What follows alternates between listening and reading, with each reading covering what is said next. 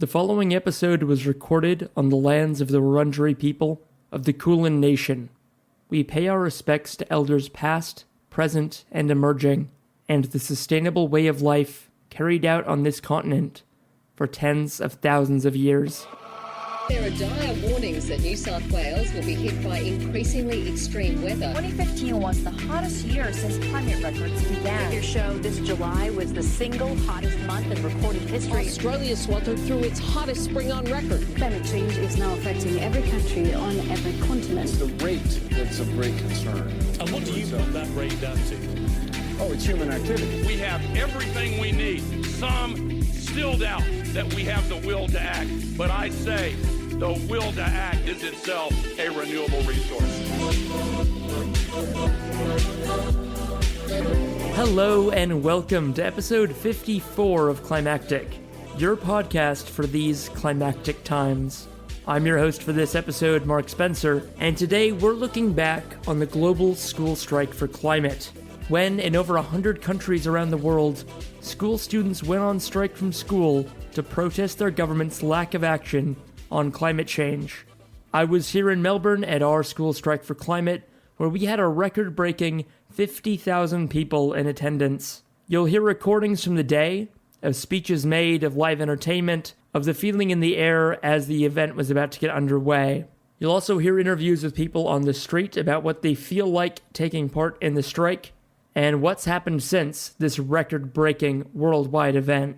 And just quickly, here's a little sample of how the message might be starting to finally break through. For the sake of all of us earthlings out there, just wanted to say, we love the earth, it is our planet. So here we go, back to March 15th, to the steps of the old Treasury building in Melbourne, with an acknowledgement of country from traditional owner, Uncle Dave.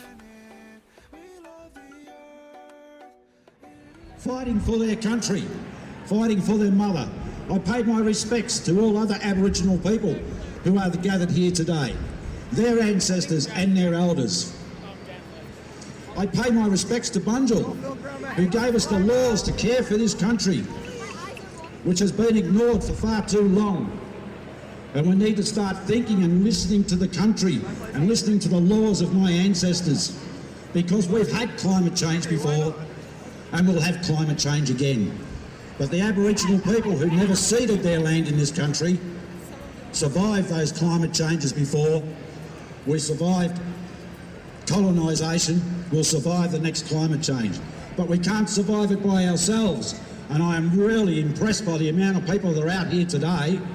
This is the largest crowd I've ever been.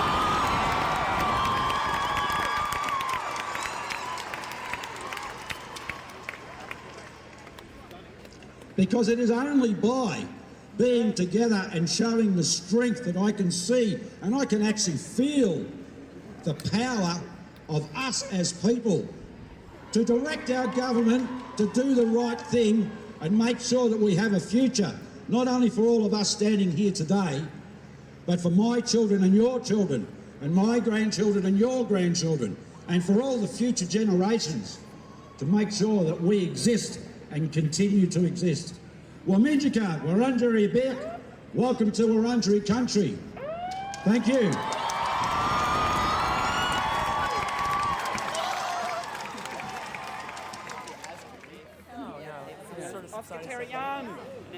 So, past guest of the show, Anthony, we're here on the steps of the old Treasury building, and you've had a very busy morning already. We're still like an hour away from the strike, but you've been doing stuff since earlier this morning. How's your morning been? Oh, it's been all right. Woke up at about 8 o'clock to a nice text saying, would you like to appear on 3AW?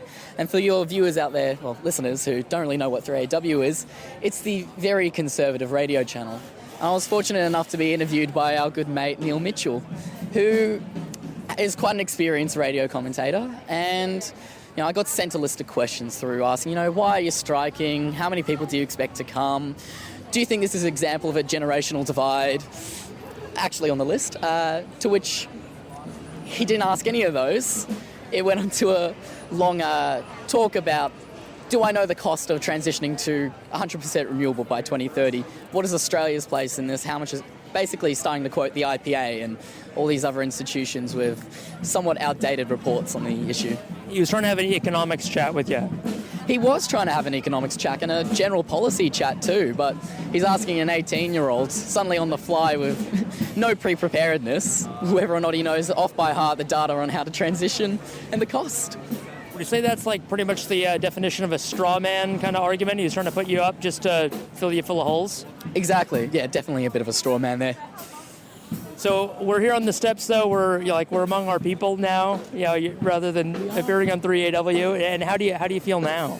I feel very welcomed here, actually. No, it's nice. We've got all of the marshals lining up, having their brief. We've got other students here getting together. So we've got ones who are going to start marching. But the organisers here, we're starting to talk, getting it sorted. You can't see this right now, but the stage is being lifted up after being finished built, is being taken over to where it needs to be. Drummers are testing their kit. It's activity, there's motion, and we're starting to get ready for this entire event.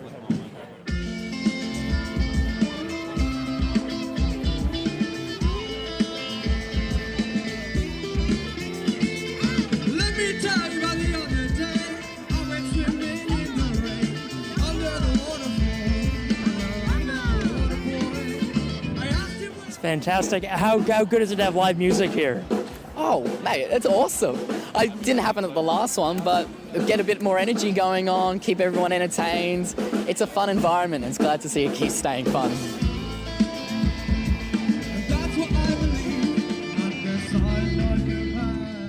I'm Evan Van Veen. I'm here from Friends of the Earth. And Evan, you'll be a marshal today, so what does that mean? I guess pretty much just to make sure it all goes well and guide everyone along and keep the energy up, that kind of thing. So you'll be kind of marching around like the periphery. You'll be creating kind of like a sort of partition around the march as it goes down the streets. Yeah, pretty much bang on. Well, do you feel any kind of sense of responsibility or anything? Or is it just cool to get to be here with like a clearly defined job? Yeah, it's mainly just really cool because otherwise I'd just kind of be in the crowd, not just with 1,000 other people. Just feels pretty cool to be a part of it, I guess. Hey. And it's a very snazzy vest. It's a very snazzy vest, yeah. So I'm Dave Kerrin, I'm from the Earthworker Cooperative, and we're here to support the students. We think that they're taking the right action in striking. I suppose it's their introduction to social action, but there's a long history of it where the youth come out. Sometimes the old know too much and it immobilises them. The youth can break through some of the obvious problems we're facing around climate emergency. So 100% support from the Earthworker Cooperative. What do we think is going to happen after this strike? Do we expect this might be a moment where the dam starts to break a little bit? Yeah, look, I think this momentum is going to build. I'm a couple of years off 70, and what happened in the late 60s and early 70s, I can see the same thing beginning to go down now around the climate emergency. Because the kids are right, we just don't have time now. We've got to stop playing games. We've got to get on with making the big structural changes that we need to make here and globally if we're going to deal with the emergency. Thank you very much, Dave. When I was a kid, there wasn't the movement to get behind stuff like this, and I always felt like I was the only one. And now I get to see this generation kind of rising up, and they're really excited, and they're really organised, and they're really motivated. And I'm just hell yeah, kids. This is Briar, a young woman from AYCC, or the Australian Youth Climate Coalition. With me being here as well, both of us probably mid-late 20s-ish, it's this kind of awkward period for us. How do we support the kids but not co-opt them? I understand it's a hard thing to unravel. How have you kind of approached that, and what are you sort of careful not to do, but what do you feel comfortable doing? I think it's about making a space where they can have their voices heard without trying to talk over them or talk to other people about what you think they want. And so we've just been trying to facilitate them as best as we can, just to kind of get them out there and saying what they need to say and helping them, deal with adults and deal with politicians. Yeah. When a youth movement like this asks for help with something and you're able to provide it, that's the best thing you can do. Yeah. And that's what, so you're sort of with AYCC, and I know that there's been a whole fracas in the media being AYCC is driving the strikes. Do you want to just speak to that directly? Because I know personally that's not the case at all. So what we've been trying to do is use our resources to help support the kids, but we haven't ever directed them or told them what to do. We haven't told them what days to strike on. We haven't even told them to strike. They've come to us and they've made it clear that that's something that they want to do. And so we've just been helping them with that as best we can. and giving them like meeting spaces and things to paint with, you know. That's fantastic, and thank you so much for AYCC being able to do that. I'm so grateful that the organization exists and there's people like you in it, like empowering stuff like this, which is great. So what's something that we can do that's on us and not just in support of the kids? I think our biggest thing that we're going to work on after helping the kids with the school strike is going to be working on the federal election. So just making sure that everyone's aware of the voter issues surrounding it, and that we're going to make it, you know, the climate election, which I think the ACF and other orgs are already using.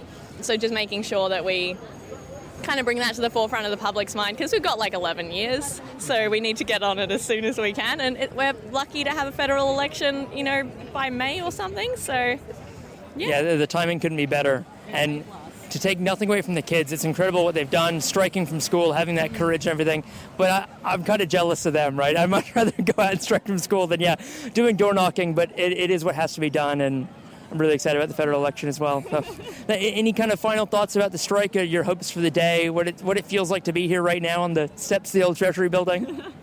It's very powerful. I think the amount of young faces is very inspiring, and I'm very excited I'm going to be running the AYCC Twitter today, so I'm very excited to kind of help elevate their voices and get that out there.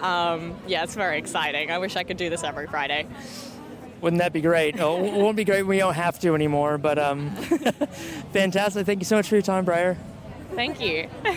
So I think that gives a pretty good sense of where people's thinking was at before the strike began in earnest. There's a lot of thinking about the upcoming election, of course, especially from the adults I spoke to. The young people, of course, were really excited. They were so amazed so many people had turned out. So now here's a sense of what went on the Treasury building steps. Thank you so much, Uncle Dave, for that welcome to country. And we'd just like to acknowledge how massive this crowd is, everyone! It's so empowering to be surrounded by so many young people who care so deeply about an issue that affects us so much. We want to acknowledge that it's a privilege to be here. Not everyone is so lucky that they get to stand up and oppose their government's inaction. We'd like to shout out to all of the people from fossil fuel areas and Aboriginal and Torres Strait Islander people who couldn't make it today. We'd also like to tell you that today is the global strike, and there are over 1,300 strikes happening today all around the world in over 100 countries. Okay, so our first load of speeches are going to be from some really incredible kids. They are the people that kick-started the school strike movement in Australia. Please welcome Malou, Callum and Harriet all the way from Castlemaine. Hi, we're Callum, Malou and Harriet, and we're from Castlemaine.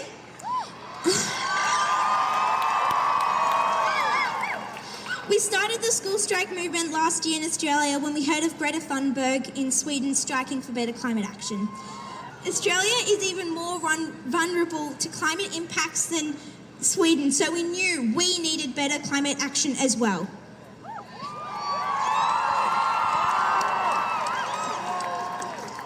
This is our future that the politicians are destroying, and it's not fair. Hi everyone, I'm Malou. We began striking with our friends around Castlemaine. Then this spread to the huge strike in November, and now an even bigger one this year. Wherever you are from, whatever your age, you are here because you believe, like us, that a more sustainable world is possible and desirable. We're all here today because we know that everything has to change and that we're willing to be a part of that change. Thank you. Hello, my name is Harriet and I'm also from Castlemaine. I've often had people tell me to count my blessings, appreciate what I have, and feel lucky that I'm living on such a beautiful planet. They tell me it will make me feel better when I'm having a tough time. But when I think of all my blessings, it just makes me want to cry. This is because I love life. I love my family and friends, and I love the beautiful natural world, and I love all the other creatures and animals. And losing those things is the scariest and most heartbreaking thing I can possibly think of. It is my greatest fear, and I know that climate change could make that fear a reality very, very quickly. But we cannot let fear stop us from action, as it has stopped our leaders. We will fight this climate emergency, and we will win. but only if we fight it together.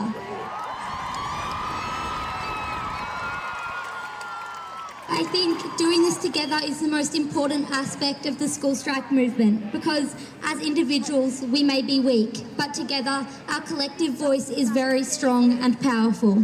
If you can, would you take the hands of the people on either side of you and lift them in the air so that we can show our politicians and leaders just how strong and powerful we are? Thank you.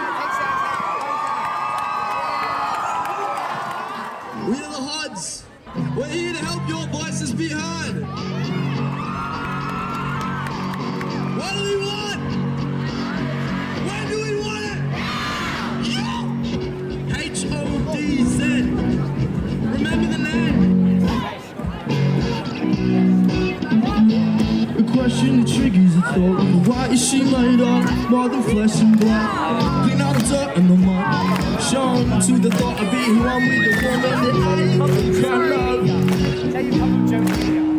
There ain't no good man that can lie to a woman that they can't live without. So healing for a second heart to be beaten next to his. Don't stop thinking I'm some fucked by playboy hit. Make up stay be your next quest to accomplish. Ain't no material objects and accomplish to your crime still again. Love's more than your idea of one and dime. Your need for obsolete. Love is something I can't hold. Your need for obsolete. Love is something I can't hold. This story will not be silent, shared to us all through ancestral storytelling. They will not be forgotten. We are fighting. That was 8-year-old Elijah, a member of the Pacific Island community in Melbourne. And what you're about to hear is one of the most touching parts of the whole day for me. Drowning! We are fighting! We are not drowning! We are fighting! We are not drowning! We are fighting! We are not... Political leaders, we're calling you out! Our young people are here to tell you that our people will keep fighting for our right to stay alive. We will keep fighting for our right to influence your decisions on what that's going to do to the Pacific and what it's already doing. Thank you for having us. We will not drown. We will continue to fight.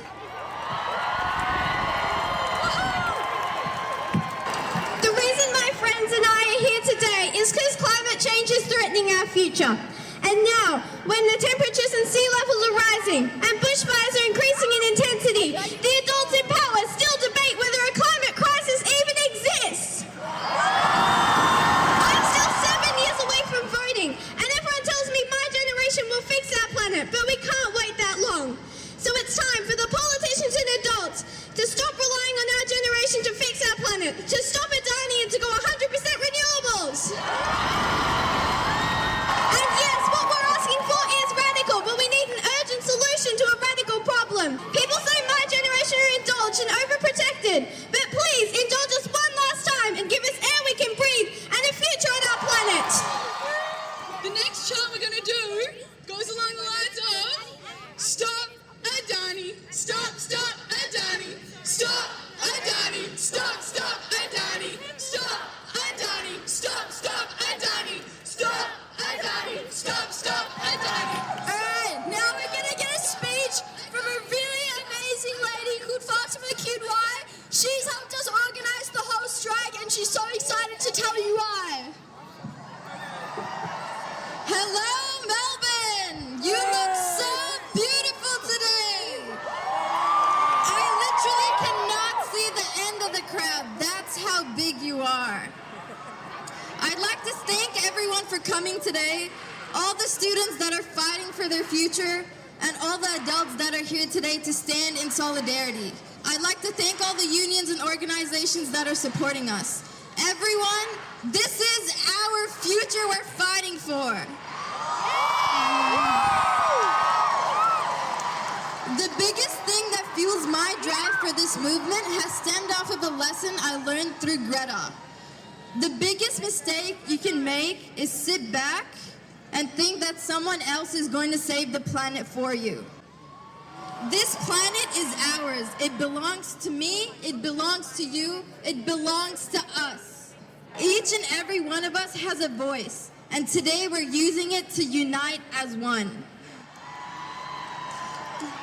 This is our home and it's not being taken care of. So it's time we step up to take care of it ourselves.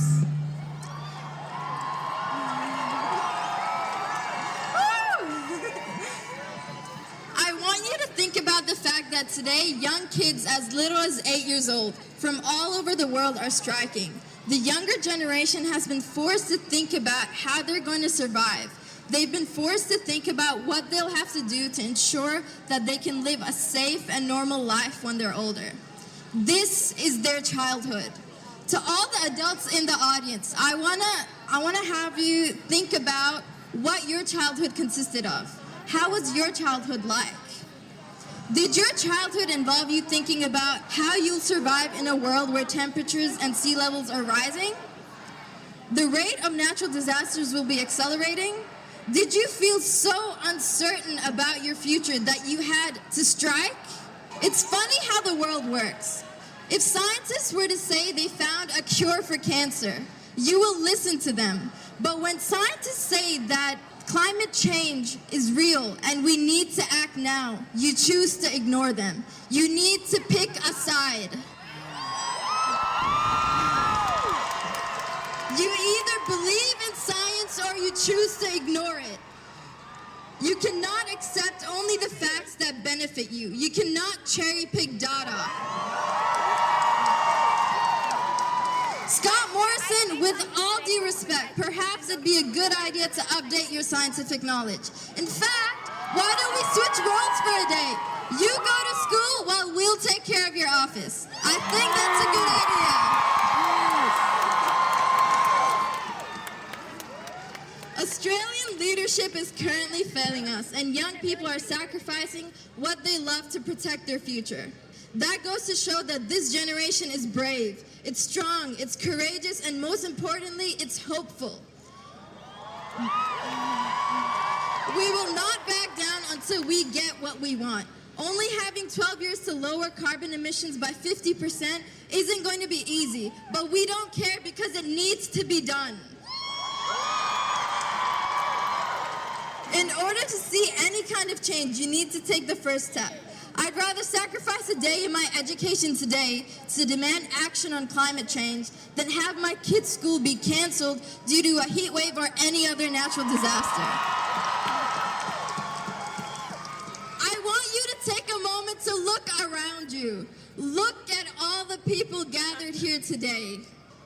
It's not just us in this fight. This is happening in over 100 countries in the world today.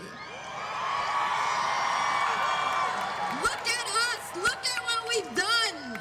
This is the future that we want to preserve. As Halsey has said, this is only the beginning. This is not the finale. And that is why we're here, and that is why we rally.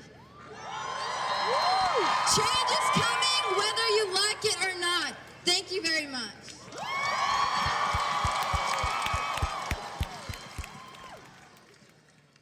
I mean, I think the issue is a lot of people feel that their gut feeling is their own.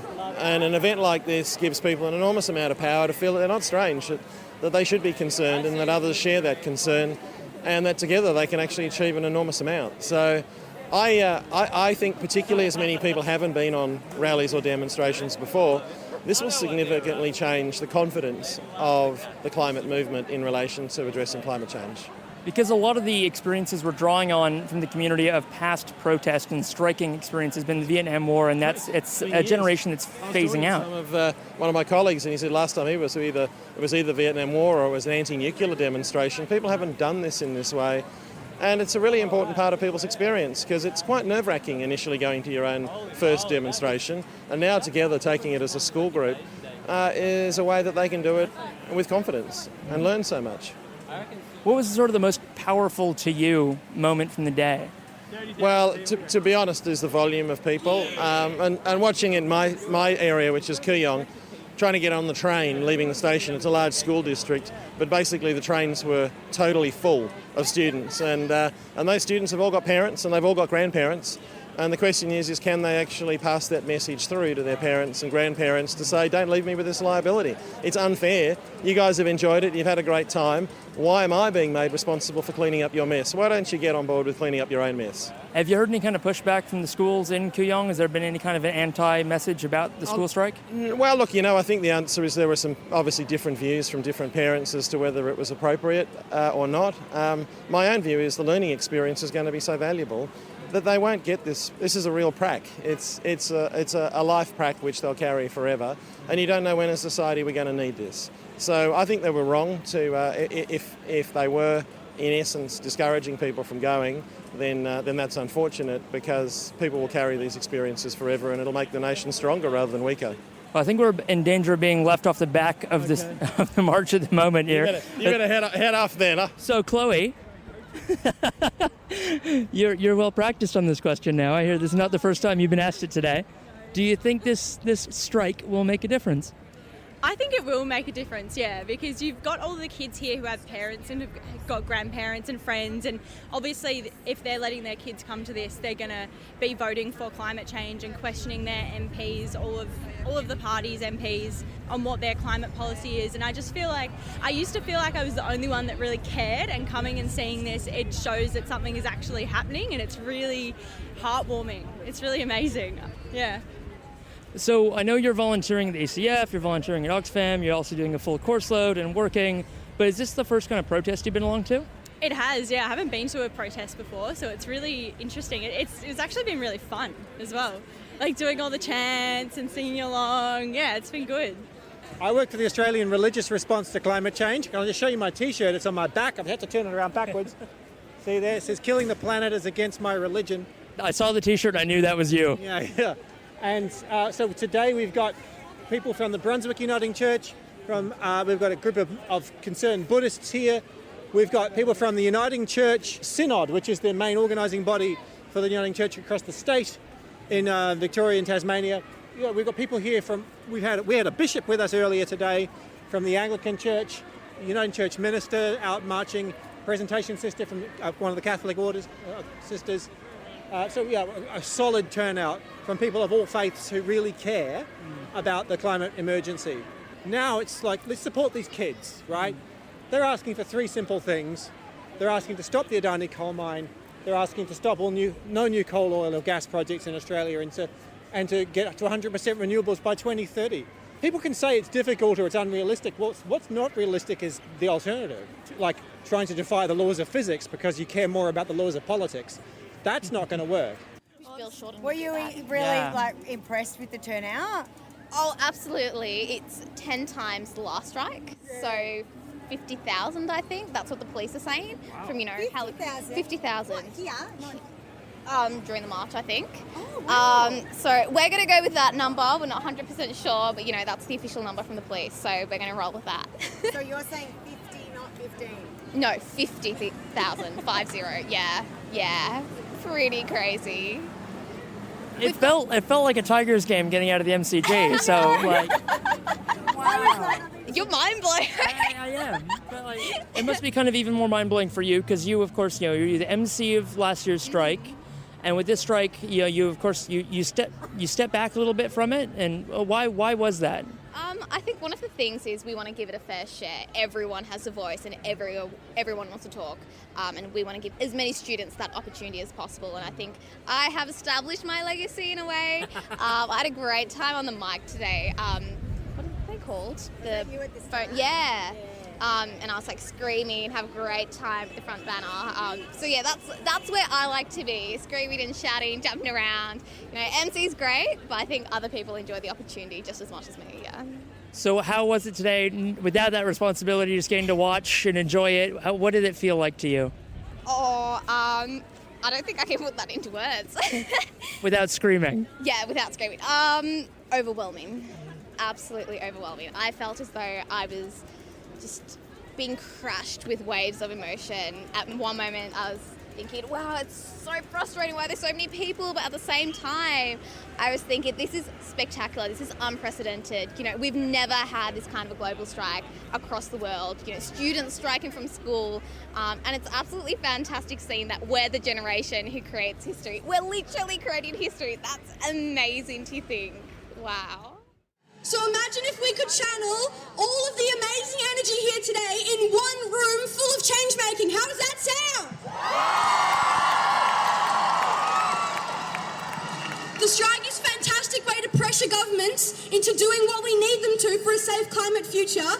And this federal election, we want climate change to be number one on every single party's agenda.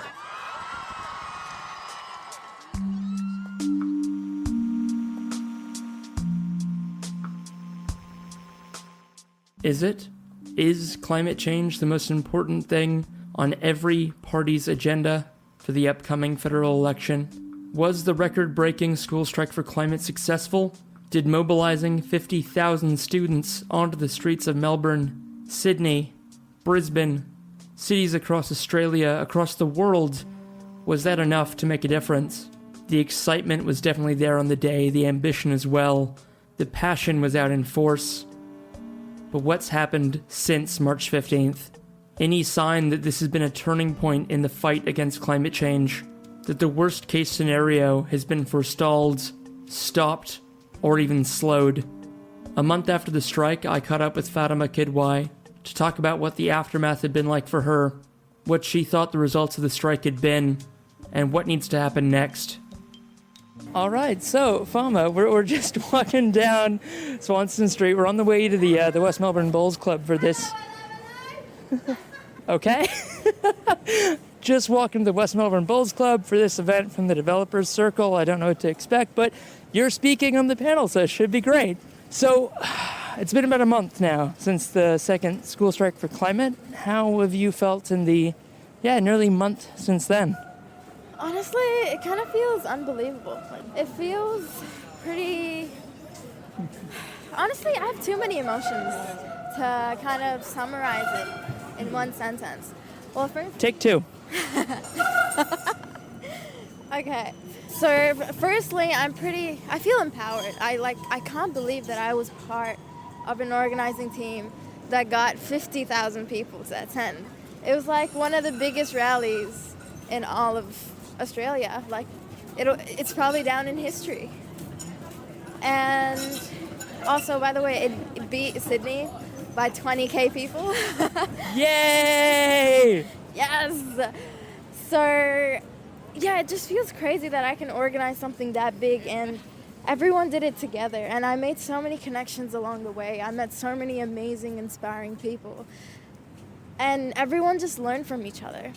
But then at the same time, I'm disappointed because nothing's really happened on a larger scale. Like, this strike was global. It happened all over the world, in over 100 countries. Yet, there's no major actions taken by the Australian government. And especially today, the news that broke out about Adani being given the green light. It's very disappointing. But I'm not disappointed in the movement, I'm disappointed in the government. Even though this news is disappointing, I am still pumped up, I'm still happy with what we've done. And as I said at the rally, this is only the beginning, this is not the finale. And we're gonna carry on. And I'm just happy and excited to see what else we can do to ramp up the action and build off of this momentum. No, that's right. It was such a huge day. Like, especially here, ours happened kind of one of the first in the world. Had New Zealand go, and then us, and then over the next 18 hours, it seemed you could just watch the rest of the world striking, which is incredible. And then, to have, sadly, of course, with the Christchurch shooting, kind of just straight away overshadowing such a positive, inspiring, really just amazing people power movement. And actually, New Zealand had to evacuate their strike because of the shooting as well. So it ruined their day as well. And it was really horrible because for me, we had finished the strike and everyone was really happy and ready to celebrate. And, everyone's just throwing around jokes. So, guys, we saved the world. What's next? And then someone just said, hey, did you guys hear about the shooting? And we're like, oh, my gosh. It was so disappointing. And, yeah, it was just really bad. It's going to be one of those moments you're going to, seriously talking to some, Kiwi friends of mine who live over here as well. And we'll remember sort of where we were when we heard that news. For your generation, 10 years younger than me, it's like, I remember, of course, where I was exactly in 9/11, and now I'm going to remember forever where I was when I heard about the Christchurch shootings, and I was just turning off of Russell, back up Burke Street, looking back at the Parliament building, and I was talking to Tejapala Rawls, who was himself a Kiwi. We actually went to the same high school in New Zealand in the small world category. And I thought he was joking at first when he said, do you hear about the mosque shooting in Christchurch? And I said, no, that can't happen. Of course, this is a big tangent, but of course, it sort of did that for the day as well. Like, do you feel that the lack of action by the Australian government specifically, were they kind of let off the hook a bit because of that happened and that diverted attention? Or even if that hadn't have happened, would they still not have listened? Nah, I think even if that hadn't happened, they wouldn't have done anything. I think they, in a way, you could say got lucky because people's attention diverted from this global event to that tragedy. So not everyone was able to focus on their actions. But I think the response would have been the same either way. That, of course, hasn't stopped you from going on from the strike on to quite big and amazing things. So where are you now? You've recently started studies, you're at uni now. What else is going on? Actually, I happened to score a job just a couple days ago. I'm working at Democracy in Color. So Democracy in Color is this organization that basically fight for social and economic issues, specifically for people of color. And it's an organization run by people of color. And they have campaigns, anti-discrimination campaigns, and other campaigns to really empower people of color and make them realize that they have potential. They have so much potential if they just believe in themselves. And I'm pretty excited. I'm the election lead.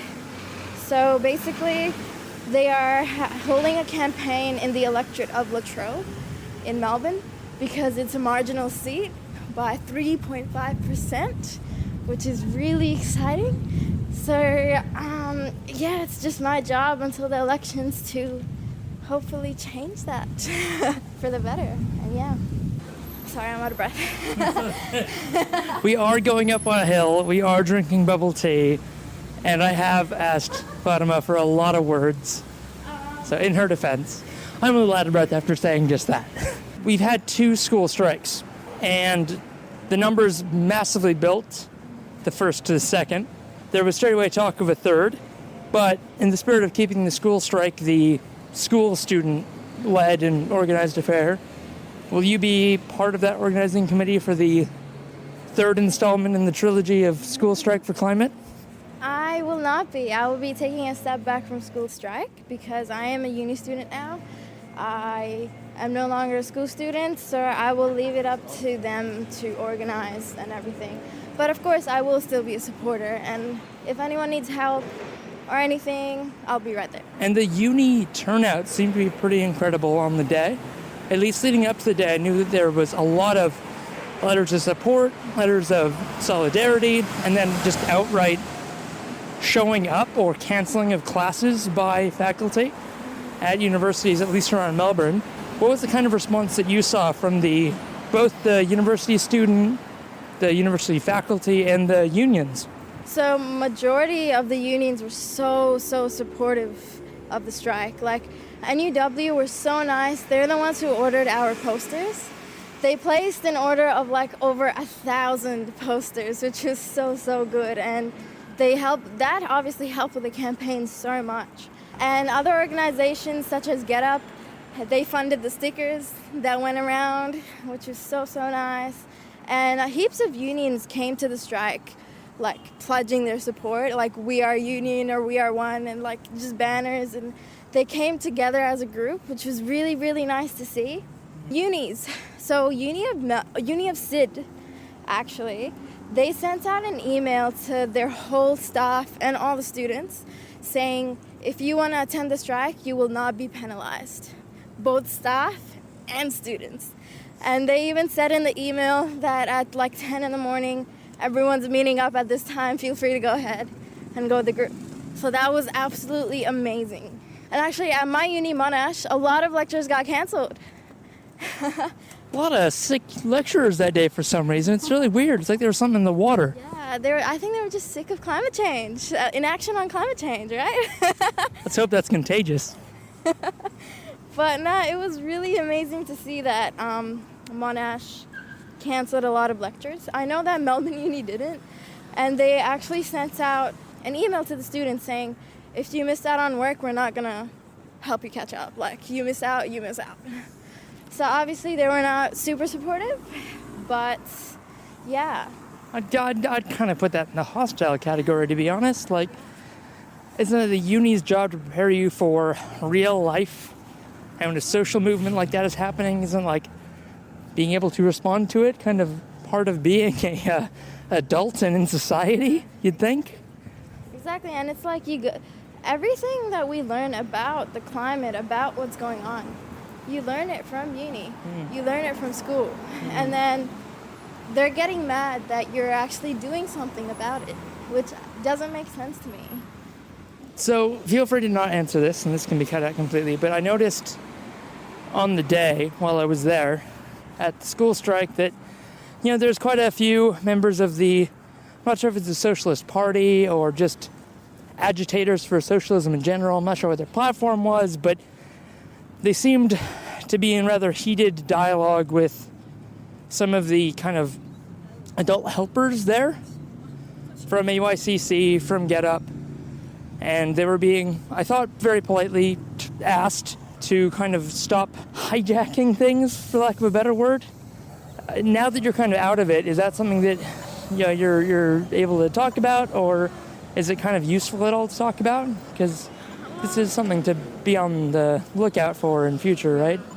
So basically we had a document outlining where every union or like organization, like what they do at the strike. So we didn't want other people giving out flyers and posters at the day of the strike, because we wanted it to be centered around the strike. And a lot of the socialist movements, they agreed. But then on the day of the strike, they didn't listen. And we also asked people not to put up stalls, but they did. So that was just something we were taking care of on the day, because they should have stuck to their word. It's not a statement of support or condemnation. It's just like a best practices guide, and saying like that wasn't best practice. Like, if you get told the rules, follow the rules, especially when it's a school student-led strike. Yeah, it was just that we planned. It took months to plan it. As I said, like, it was student-based, so we just didn't want anything. Like, there's heaps of other events you could do that. You can promote your stuff at. But this school strike, like, in history, I don't think there's ever been a whole protest led by students. Usually when you go to a rally, you don't see young people. But this one was so different. It was the first of its kind. And so, yeah, we just didn't want anything to distract from that narrative. Now that it's kind of in the rearview mirror a little bit, thank you for doing it, and thank you for being able to share your thoughts about it, and also just be kind of straight up with the fact that it is complicated. Now you're looking back at it, and it's kind of hard to unpack what it meant and how you feel. But all in all, if there is someone out there listening who could potentially step up and be the next organizer, be the next speaker, the next rock star of the next climate strike, what would you say to them? Like, what would you say to yourself 6 months ago? Honestly, just do what you want. Like, don't, take other people's opinions into account, of course, be inclusive. But ultimately, if you have an idea, just go for it. You don't need anyone's approval. That's how this movement came to be.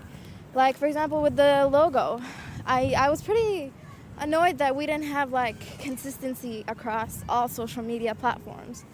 And then I was just like, you know what, I'm gonna tell everyone, hey guys, I think we should have a logo. And everyone agreed.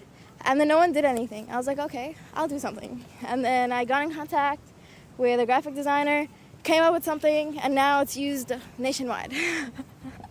And then we carried on to design posters for every state, stickers, tote bags, badges, everything. And so yeah, literally, if you want to do something, just do it. You just follow your gut feeling and be creative. Think outside the box. You don't need to follow what other people did in the past. Just do your own thing.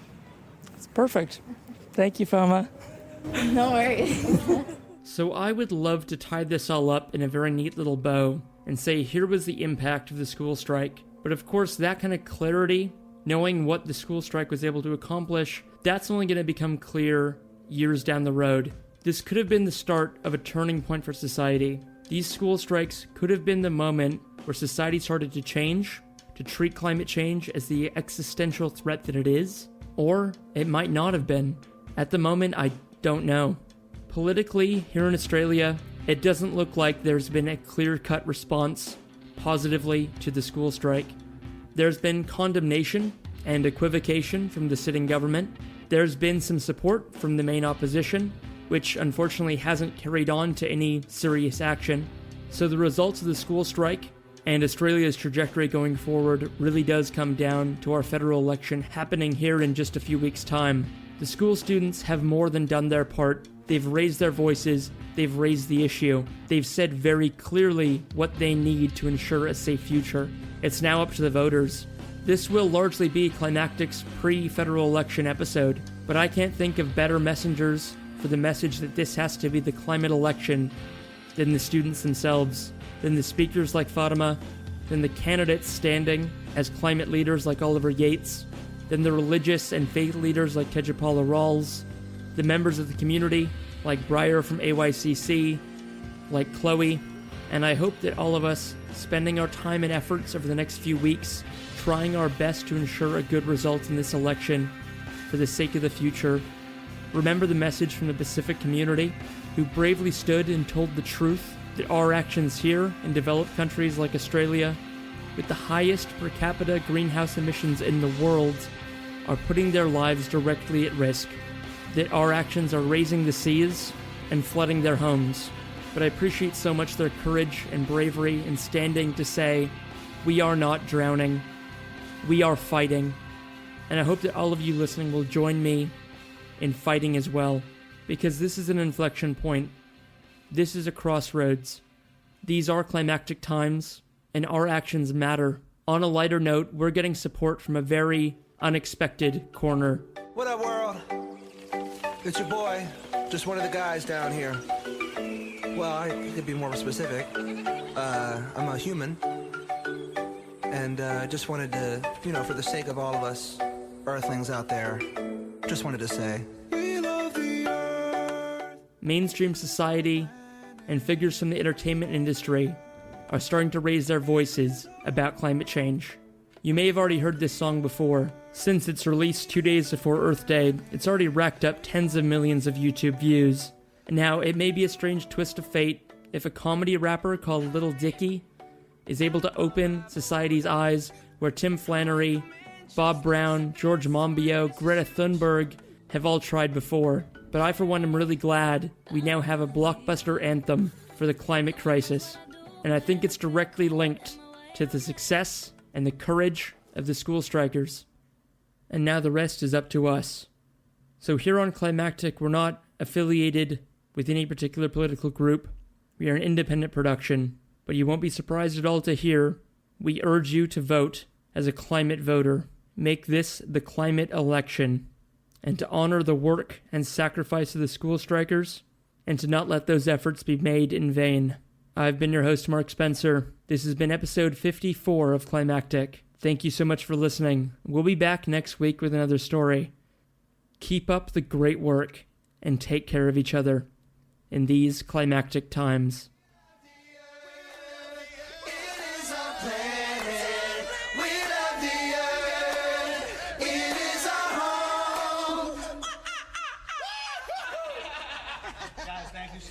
Honestly, everybody, scientists are saying that we have about 12 years to turn this environmental crisis around or we're screwed. What do you say? You guys want to save the world? Of course you do. Go to the website, learn how we're going to do it. This has been a production of Climactic, a podcast collective helping local communities tell their extraordinary stories. It's our mission to help elevate the voices of the everyday heroes we're surrounded by, and inspire, sustain, and motivate the climate community. We love working with local environmental groups, individuals, nonprofits, and social enterprises. So if you've got a story to tell, please just get in touch. The Climactic Collective is Mark Spencer, Rich Bowden, Maxine Baisley, Georgia Scheel, and Bronwyn Gresham. Our producer is Hazel Fidicaro. Our digital design is by Rose Fidicaro. Our climactic theme is produced by Greg Grossi, and our logo designed by Abigail Hawkins. We're also pleased to feature the music of the General Assembly. Thank you for listening to Climactic, the podcast for our climactic times.